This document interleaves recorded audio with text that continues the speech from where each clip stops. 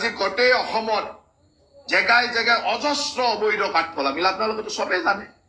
range অফিচাৰজনে নজনাৰ কথাই হ'ব নোৱাৰে ডিএফ এজনে নিজৰ এৰিয়াত কেইটা কাঠৰ মিল চলি আছে নাজানিব নোৱাৰে কেনেকে চলি থাকে কিয় চলি থাকে যদি চলিছে আমাক কাঠৰ প্ৰয়োজন আছে তাক লিগেলাইজ কৰিবৰ কাৰণে কি বুদ্ধি আছে মোক দিয়ক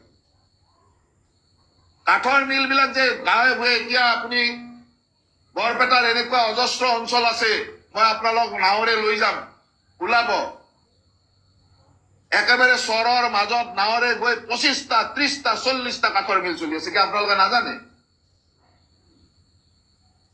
মই এনেকুৱা অজস্ৰ অঞ্চলৰ পৰা মোৰ তাত ফটো আহে খবৰ আহে ইণ্টাৰনেটে আপোনালোকে যোৱা আপোনালোকৰ ডিউটি নহয় নেকি ৰেঞ্জ অফিচাৰজন ডিএফ এজনে নাজানে নেকি বৰপেটাৰ ক'ত চৰত গোৱালপাৰাৰ পৰা ক'ত মাল আহি বৰপেটাৰ ক'ত কাটে ব্ৰহ্মপুত্ৰৰে কোনফালেৰে মাল যে আপোনালোকে নাজানে নেকি সব জানে কিয় নকৰে সেই ধৰণৰ ক'ত কিমান কাঠৰ অবৈধ মিল আছে মোক ইমিডিয়েট ডাটা আপোনালোকে ইয়াৰ পৰা গৈয়ে দিব লাগিব